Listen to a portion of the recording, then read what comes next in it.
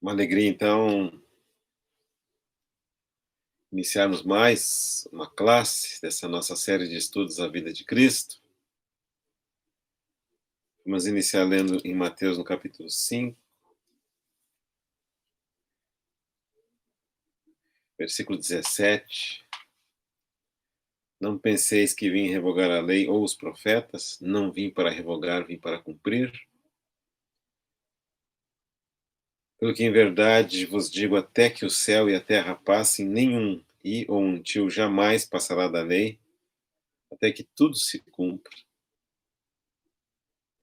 Aquele, pois, que violar um desses mandamentos, posto que dos menores, e assim ensinar aos homens, será considerado mínimo no reino dos céus. Aquele, porém, que observar e ensinar, esse será considerado grande no reino dos céus. Porque vos digo que, se a vossa justiça não exceder em muito a dos escribas e fariseus, jamais entrareis no reino dos céus. Versículo 21. Ouvistes que foi dito aos antigos, não matarás, e quem matar está sujeito a julgamento. Eu, porém, vos digo que todo aquele que se irar contra o seu irmão estará sujeito a julgamento. E quem proferir um insulto a seu irmão estará sujeito a julgamento do tribunal, e quem lhe chamar tolo estará sujeito ao inferno de fogo. Versículo 27. Ouviste que foi dito, não adulterarás. Eu, porém, vos digo, qualquer que olhar para uma mulher com intenção impura no coração, já adulterou com ela. Versículo 33. Também ouviste que foi dito aos antigos, não jurarás falso, mas cumprirás rigorosamente para com o Senhor os teus juramentos. Eu, porém, vos digo, de modo algum jureis, nem pelo céu, por ser o trono de Deus, nem pela terra, por ser estrada de seus pés, nem por Jerusalém, por ser cidade do grande rei, nem jures pela tua cabeça, porque não podes tornar um cabelo branco ou preto. Seja, porém, a tua palavra sim, sim, não, não. O que diz do passar vem do maligno. Vamos orar antes de prosseguir.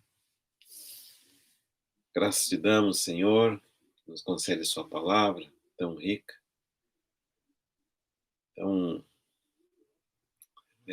certeira, tão divina. Obrigado por essa oportunidade de separar esse tempo, considerar juntos a sua palavra. Pedimos que o Senhor fale por meio dessa palavra ao nosso coração. Oramos no nome do Senhor Jesus. Amém. Hoje, então,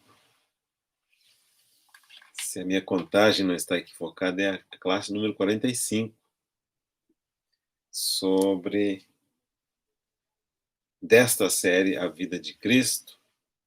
E o tema de hoje é a continuação do Sermão do Monte. Nós imaginávamos conseguir sair dele rapidamente, mas é difícil, é tão rica essa porção da Escritura.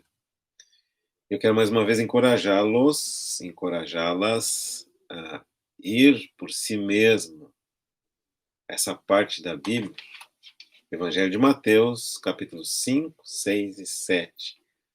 Leia por si mesmo, releia, e você vai ficar impressionado quanta riqueza tem aqui.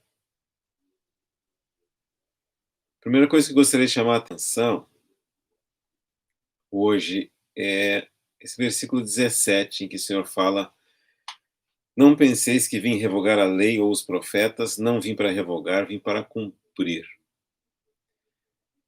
Quando nós pensamos na expressão lei ou os profetas, nós já tivemos a oportunidade de dizer que se refere à lei de Deus em si, como os 10 mandamentos, ou também pode se referir a todos os escritos de Moisés, desde Gênesis até Deuteronômio, ou pode também se referir como uma das partes do Antigo Testamento, de modo que quando você tem a lei e os profetas, na verdade você tem todo o Antigo Testamento, uma maneira de, no Novo Testamento, se referir ao Velho, a lei e os profetas. De qualquer forma, independente, se nós consideramos essa expressão, a lei e os profetas, apenas os 10 mandamentos mais as profecias, ou todo o Antigo Testamento, essa verdade expressa aqui não se altera. O nosso Senhor Jesus Cristo não veio para revogar, ele veio para cumprir. E é muito importante, então, saber que o Senhor Jesus Cristo, como homem, era um cidadão da nação de Israel, e ele cumpriu toda a lei contida na lei do Antigo Testamento, contida em toda a literatura do Antigo Testamento. O nosso Senhor Jesus Cristo cumpriu tudo, graças a Deus. E também as profecias, ele as cumpriu todas, e ele é o cumprimento das profecias. Então, quando fala, eu não vim para revogar a lei ou os profetas, eu vim para cumprir. Efetivamente, o Senhor Jesus Cristo cumpriu o que nenhum outro homem jamais havia cumprido. É por causa disso que um dia, na verdade, mais do que um dia, em 2 ocasiões, os céus se abrem e proclamam: esse é o meu filho amado em quem eu me comprazo. Uma vez por ocasião do início do ministério do nosso Senhor, nós já vimos por ocasião do batismo, outra vez mais para o final do ministério do nosso Senhor, pouco antes dele se dirigir para a cruz, alguns meses antes, provavelmente, os céus se abrem e dizem: este é o meu filho amado, em quem eu tenho toda a minha satisfação. E os céus, sendo usado aqui como uma expressão para falar sobre a voz de Deus, não teriam dito que encontram no Senhor Jesus Cristo toda a satisfação se ele não tivesse obedecido à lei cabalmente. Então, de fato, os céus testemunharam, por ocasião do batismo, por ocasião da transfiguração, que o Senhor Jesus Cristo obedeceu tudo. E ele mesmo cumpriu tudo o que a Escritura dizia. E é por essa razão que quando ele foi colocado à morte na cruz do Calvário, nós não dizemos que foi um homicídio, um assassinato. Na verdade, tinha todos os elementos para ser um assassinato, mas não foi. Foi uma entrega voluntária de uma vida santa em substituição às nossas vidas pecaminosas. Como nosso representante, ele foi até a cruz. E como nosso substituto, ele morreu na cruz. E porque nele não havia nunca uma quebra da lei, nunca uma desobediência da lei, ainda que ele tenha ficado 3 dias e 3 noites no seio da terra, ainda que ele tenha verdadeiramente morrido, a morte não pôde retê-lo. Ao final do 3º dia, ele ressuscitou, porque nele não havia pecado. E nesse processo, né, de morte e ressurreição, ele proveu um caminho para que nós também passássemos pela morte e pela ressurreição, sem provar dos efeitos da morte eternamente. Quem crê no Senhor Jesus Cristo, ainda que passe pela morte, não ficará na morte, porque assim como ele ressuscitou, aqueles que creem no Senhor Jesus Cristo também ressuscitam. Automaticamente, quando creem, tem uma vida de ressurreição no seu espírito, e um dia, quando ganharão corpos novos, ressuscitarão para sempre. Então, a morte para aqueles que creem no Senhor Jesus Cristo não é mais obrigatoriamente uma condenação eterna. Para aqueles que não creem no Senhor Jesus Cristo, ainda é. Mas para aqueles que creem, eles passaram da morte para a vida. E aí a morte do cristão é tratada como um descanso, um adormecer, um repouso até acordar naquele dia final maravilhoso. Mas por que que isso pode ser verdadeiro para os que creem em Cristo Jesus? Porque ele ofereceu uma vida perfeita na cruz do Calvário e pagou pelos nossos pecados. O Pai aceitou o sacrifício dele. Por que que foi aceito? Porque ele cumpriu toda a lei. Ele obedeceu tudo da lei, graças a Deus por isso. E com isso, essa lei terminou ali. A validade dela terminou ali. E essa lei nós chamamos a lei do Moisés. O Antigo Testamento nós chamamos o Antigo Testamento. Agora nós temos a lei de Cristo e o Novo Testamento. É um novo pacto, é uma nova era, é uma nova dispensação, se quiser usar essa expressão. Obviamente para aqueles que creem na obra do nosso Senhor Jesus Cristo. Agora, o Senhor Jesus Cristo está dizendo aqui que quando essa lei foi tornada obsoleta, foi cumprida e finalizada, não significa que aqueles que creem no Senhor Jesus Cristo estão sem lei. Ao contrário, agora tem uma lei superior àquela. Porque aquela lei ficou provado por causa da fraqueza humana, ela nunca pôde aperfeiçoar ninguém, nunca teve poder para dar vida, só para condenar. E no livro de Romanos tem uma explicação muito interessante sobre esse fato. No período do Antigo Testamento, antes da vinda do nosso Senhor Jesus Cristo, a humanidade era dividida em duas classes. Aqueles que tinham a lei, vamos dizer, os hebreus, e as demais nações que eram chamadas os gentios. Quando não existia lei, na verdade, você não pode executar justiça verdadeira se não há uma lei. É que nem esse fato, ninguém pode ser acusado de matar alguém se não encontrar o cadáver. E esse é um motivo pelo qual vários criminosos escapam da punição. Eles não somente matam, mas eles, de alguma forma, escondem o cadáver. Não é possível acusar alguém de homicídio se não encontra o cadáver. Da mesma forma, não é possível acusar alguém de infringir alguma lei se não existir lei. Então, quando nenhuma nação tinha lei, não podia condenar ninguém. Mas, quando a nação Israel recebeu a lei, nós tínhamos agora dois grupos na humanidade. Um grupo que não tinha lei e outro grupo que tinha lei. O que acontece? Esse grupo que não tinha lei, obviamente, quebrava a lei que desconhecia. Não tinha lei, não tinha culpa sobre isso. Por outro lado, o grupo que tinha lei, os hebreus, infelizmente também quebraram a lei. De forma que, no período que nosso Senhor Jesus Cristo chegou, já havia talvez 14 séculos, 1400 anos de existência da lei, e ficou comprovado que alguns pecaram sem lei e outros pecaram tendo a lei.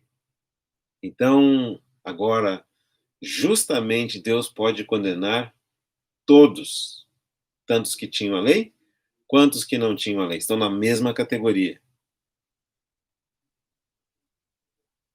Todos condenados, com a finalidade de que todos pudessem vir a ser salvos pela fé na obra do Senhor Jesus Cristo na cruz do Calvário. Então a lei veio com a finalidade de dar um subsídio jurídico porque a justiça de Deus fosse executada. E agora ficou muito claro, né? Porque os que não tinham a lei eram sem lei contra Deus, os que tinham a lei, ainda que tinham a lei, eram contra Deus, todos debaixo da mesma condenação, para que todos pudessem ser salvos pela mesma maneira, pela fé na obra de Jesus Cristo, nosso Senhor, na cruz do Calvário. E com essa salvação veio esse período que nós vivemos agora, que já se estende por outros 20 séculos, quase 2000 anos. Nesse período agora, existe uma lei superior, a lei de Cristo. É uma lei que, juntamente com o mandamento, ela dá também a provisão.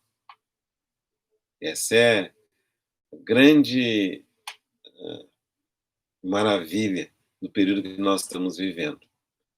Como nós já usamos essa ilustração antes, nenhuma ilustração é perfeita, mas é como que alguém que compra uma bicicleta sem motor e uma bicicleta com motor.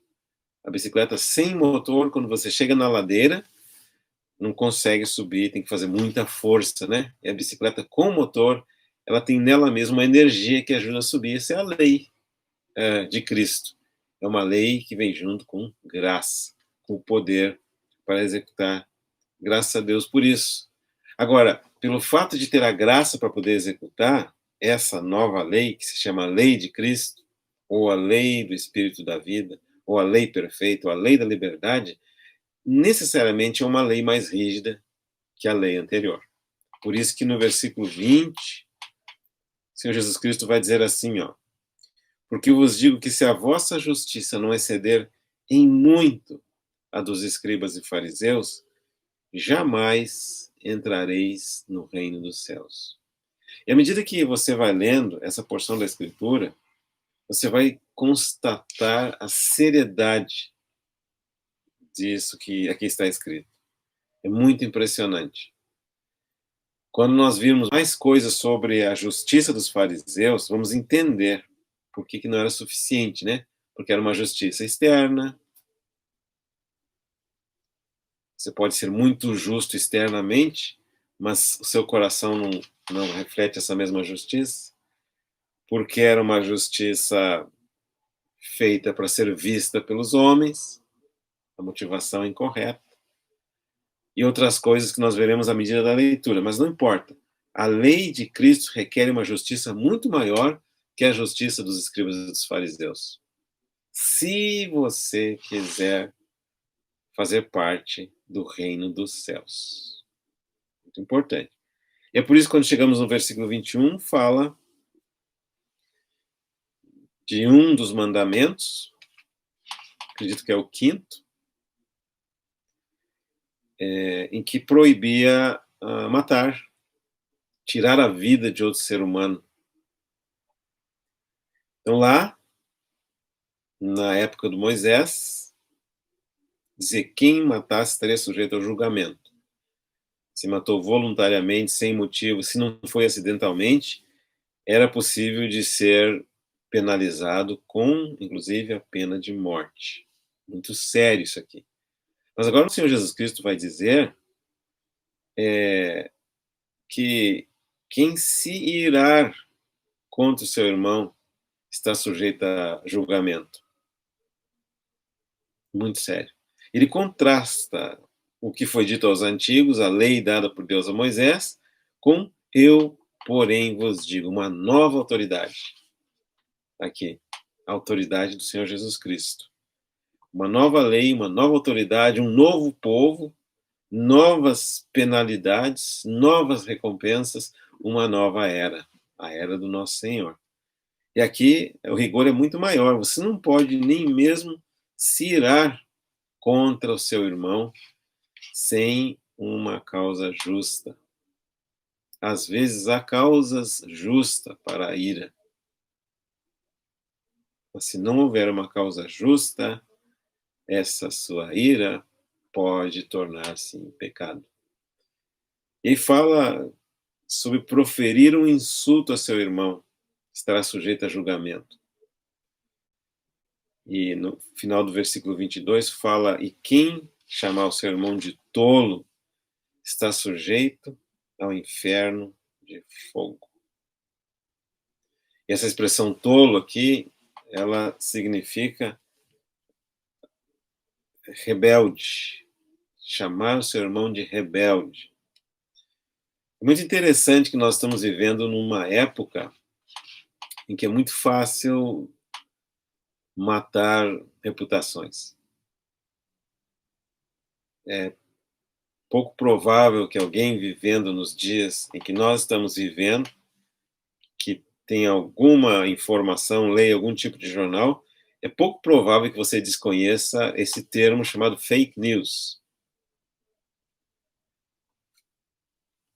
É algo que está sendo combatido por todos os lados, infelizmente. Quando você fala, acusa alguém falsamente e com os meios de comunicação disponíveis, dissemina essa falsa acusação nas mídias, nas redes sociais. E tem casos literais de coisas íntimas expostas nas redes, mentiras, difamações que têm levado pessoas à morte, literalmente. Suicídio. Você acusa uma moça de ter feito uma coisa que ela não fez, você acusa um homem de ter feito uma coisa que ele não fez, isso causa uma pressão tão grande sobre ele, e alguns têm tirado a própria vida. Então nós começamos a ver como a palavra de Deus é sempre certa. Às vezes você não mata alguém com suas mãos, mas pode matar alguém com as suas palavras. E por isso o julgamento do nosso Senhor é tão estrito. Não difama ninguém. Não fala do que você não sabe. Não fala tudo que você viu. Não julga a teu irmão baseado no teu julgamento, que é necessariamente injusto, porque nós não conhecemos todos os fatores. Tem os juízes designados pela lei, quando realmente existe um caso que requer o julgamento civil dentro do nosso país, e tem o justo juiz, que é o próprio Deus. E tem aquele julgamento que é dado por Deus ao Filho. Não compete nem a mim e nem a você julgar. E aqui está falando de alguém proferir um insulto ao seu irmão. E se de fato o significado tolo aqui é chamar uma pessoa de rebelde, o que nós estamos dizendo com isso? Que aquele que foi reconciliado com Deus por meio do sangue do Senhor Jesus derramado na cruz do Calvário está em rebelião. Mas se Deus o perdoou, como você pode chamá-lo rebelde? É isso que está falando aqui, tolo. Então esse é um pecado do qual Deus não vai perdoar você ou a mim, seja quem for que cometa esse pecado. E por isso, essa necessidade, essa importância de ser tão cuidadoso com seu irmão, com a sua irmã em Cristo. Não esquece que essas palavras aqui foram dirigidas a discípulos do Senhor, pessoas que amam o Senhor, se relacionando com outras pessoas que amam o Senhor. E é tão fácil nos dias de hoje insultar dessa forma irmãos, obreiros. Às vezes é comum que alguns obreiros fazem coisas com as quais nós não concordamos, dizem coisas com as quais nós não concordamos. E uma pessoa não crente falar mal desses irmãos, desses líderes, desses obreiros, é natural. Mas uma pessoa crente fazer isso não é nem natural, não é nem aceitável, mas é pecaminoso. Se você não tiver nada de bom para falar a respeito de uma pessoa, então não fala nada. Fica quietinho, não diga nada. É isso então que fala aqui, e você vê como realmente os mandamentos do nosso Senhor são muito mais estritos. Porque a lei do Moisés condena o ato de matar. A lei do nosso Senhor condena as palavras de matar. E quando você vai ver, em algum momento, a lei do nosso Senhor vai condenar até mesmo o pensamento de insultar o seu irmão. Por um lado, parece tão estrito. Por outro lado, isso é tão libertador. Te vai fazer andar de maneira tão cuidadosa. Tinha um irmão que costumava falar que uma das primeiras lições que todo cristão deve aprender, vamos voltar a esse ponto ainda nesse contexto, uma das primeiras lições que tem que aprender é falar menos. E esse irmão costumava dizer que provavelmente você vai precisar de 20 anos para aprender a não falar. Aí ele dizia assim: as pessoas estão tão preocupadas em falar por Deus, mas antes de você poder falar por Deus, você tem que aprender a não falar por Deus. 20 anos de silêncio, mas depois desses 20 anos, cada palavra que você proferir será ouro. E, felizmente, nós falamos demais. Muitas palavras com pouco peso. E diz o livro de Provérbios que no muito falar não falta transgressão. Então aqui é muito rígido isso. Cuidado. Não insulta teu irmão, não julga teu irmão, não fala dele. Coloca todas as coisas na mão de Deus.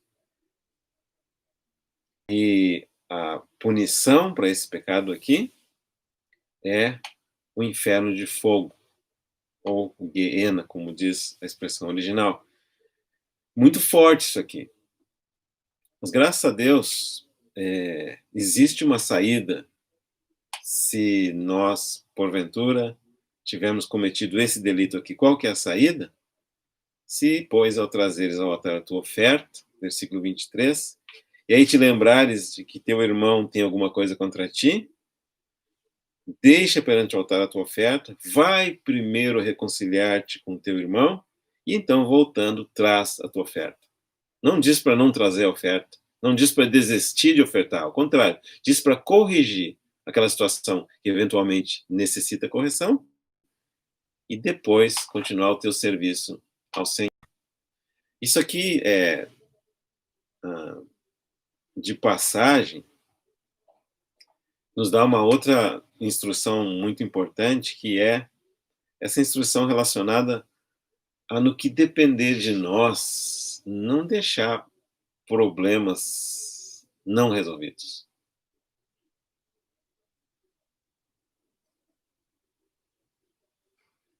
Se tem questão não resolvida, ora diante do Senhor, tenta resolver, para que isso não impeça a nossa adoração a Deus, não impeça as nossas orações.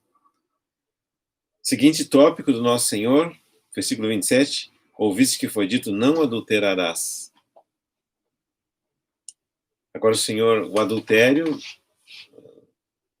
é classificado quando alguém, sendo casado, tem uma relação extraconjugal. Seja com outra pessoa também casada ou não. De alguma forma, isso constitui o pecado do adultério.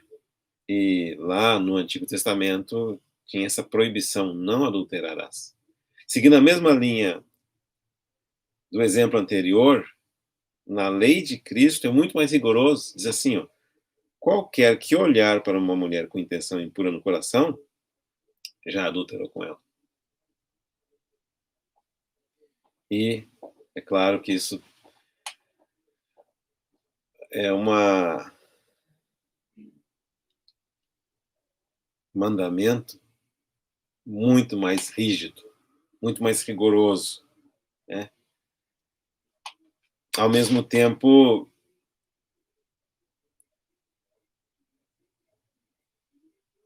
não diz que é qualquer pensamento impuro, diz com aquela intenção impura. Tem um irmão que costumava ilustrar isso da seguinte maneira: isso aqui é uma referência ao segundo olhar. Você vê algo e uma vez você não ousa olhar uma segunda vez. É como alguém disse, você não pode evitar de ver certas coisas, especialmente nos dias que nós vivemos, né? Falo agora especialmente aos homens, né? A maneira como a nossa sociedade pratica certas coisas, a maneira de vestimenta, a maneira de exposição de certas coisas, tem certas coisas que é impossível não ver. Mas é possível, se você vê e não julga apropriado, não permanecer naquela situação. Então, nesse mesmo contexto, esse irmão costumava dizer que, acredito que foi Lutero, se não me equivoco, né? Você não pode impedir um pássaro de voar sobre a sua cabeça, mas você pode impedi-lo de construir um ninho sobre a sua cabeça. De qualquer forma, essa palavra do nosso Senhor se trata de uma justiça muito mais estrita que a justiça dos fariseus. E se esse preceito aqui é seguido, quanta pureza nas relações entre irmãos e irmãs, dentro e fora das congregações. Você não ousa imaginar qualquer coisa sendo casado com uma pessoa do sexo oposto. Seja casada ou não. Quanta dor de cabeça isso livra, quanto problema, quanta tragédia isso evita e quanta paz dá ao nosso coração. E segue dizendo, se o teu olho direito te faz tropeçar, arranca-o e lança-o fora de ti, pois te convém que se perca um dos teus membros e não seja todo o teu corpo lançado no inferno. De novo, penalidade muito forte. Claro que aqui cortar, arrancar o olho direito, na sequência diz cortar a mão esquerda ou a mão direita, não significa fazer isso literalmente, né? Porque o nosso olho ou a nossa mão fazem parte do nosso corpo, que é o templo do Espírito Santo, e eu lembro de uma ilustração a esse respeito, em que um jovem estava no trem, vários desconhecidos à sua volta estavam jogando cartas, e o convidaram para jogar carta também, e esse jovem não cria que ele deveria participar desse tipo de jogo, especialmente apostando dinheiro, e ele disse que essas mãos que eu tenho aqui não são minhas, como se ele tivesse cortado as mãos. Ele não usa para si mesmo. Os olhos que eu tenho também não são meus. Os lábios que eu tenho não são meus. Essas minhas mãos agora servem ao Senhor. Antes serviam ao pecado, agora servem ao Senhor. Os meus olhos antes serviam ao pecado, agora servem ao Senhor. E assim por diante, a nossa língua. E esse é o sentido, então, de arrancar o olho direito. Você simplesmente não olha o que não deve. Arrancar a mão direita, não toca o que não deve. E evitar aquelas coisas que possam nos induzir ao pecado. Versículo 31 fala, aquele que repudiar a sua mulher dele carta de divórcio. Isso foi dito lá no período do Antigo Testamento. E o Senhor Jesus Cristo vai dizer assim, aquele que repudiar a sua mulher, exceto em caso de relações sexuais ilícitas, a expõe a tornar-se adúltera, e aquele que casar com a repudiada comete adultério. O Senhor está dizendo aqui uma referência, né, que havia naquela época que os permitia divorciar por qualquer razão, e às vezes sem razão, né? Teremos ocasião de ver isso ainda ao longo do ensino do nosso Senhor Jesus Cristo, e veremos que o Senhor permitiu o divórcio naquela época por causa da maldade. A palavra diz por causa da dureza do coração dos homens, né? Não é algo que tinha no plano original de Deus. Então, se Deus proibisse estritamente o divórcio, se tornaria uma lei impossível de cumprir por causa da maldade dos homens. Na verdade, é muita dureza de coração, né? Mandar alguém embora, mandar a esposa embora, mandar o esposo embora. Deus nunca quis o divórcio. Então, esse versículo aqui diz, o Senhor Jesus Cristo está dizendo, em outras palavras, né? Não divorcia. Ponto final. Deus não se agrada do divórcio, não quer o divórcio. Veja bem que nós não estamos dizendo aqui o que acontece em caso de divorciar, não é o nosso objetivo hoje falar sobre isso. Só dizer claramente que o plano original de Deus, a lei de Deus original, e a lei de Cristo muito mais ainda, diz: não divorcia. Né? A não ser nesse caso aqui, em que uma das partes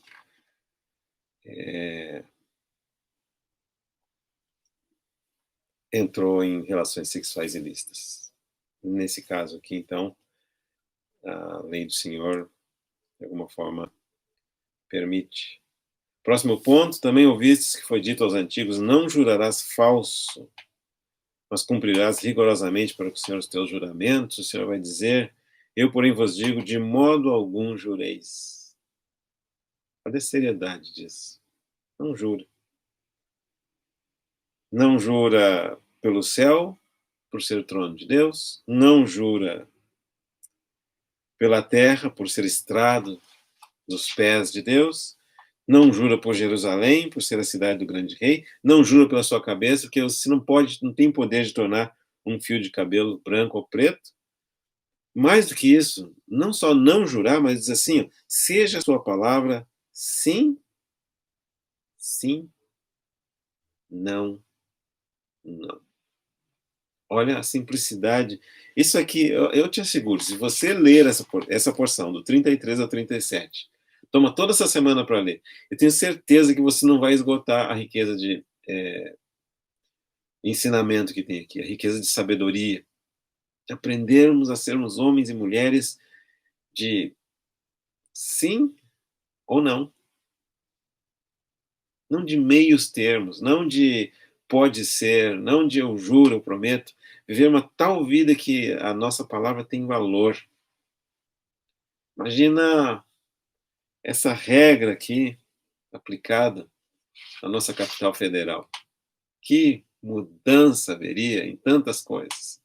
Se você diz, eu vou chegar às 8 da noite. Às 8 da noite você chega. Isso é ser um homem ou uma mulher de palavra. Se você diz uma vez, eu disse que é sim, não é mais ou menos, não é talvez, é sim. Se eu disse que é não. E imagina a confiabilidade que tal pessoa terá. Imagina a clareza, a tranquilidade, a transparência que relacionamentos baseados nesse fato trariam.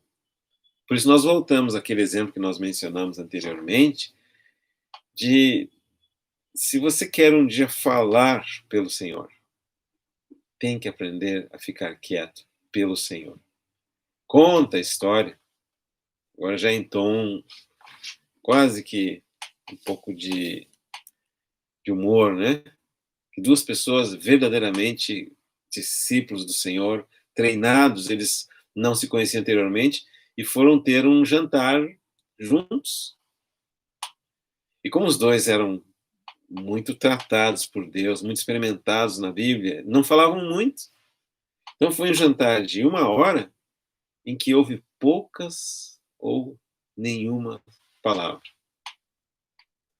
Você já prestou atenção que se nós nos propomos a não nos falar mal de ninguém, não difamar ninguém, não fazer fofoca de ninguém, não querer entrar em intimidade de pessoa alguma, como que as nossas, e não falar coisas que a gente não sabe, não falar, se comprometer além do sim, sim, do não, não, já viu como fica curta as nossas palavras?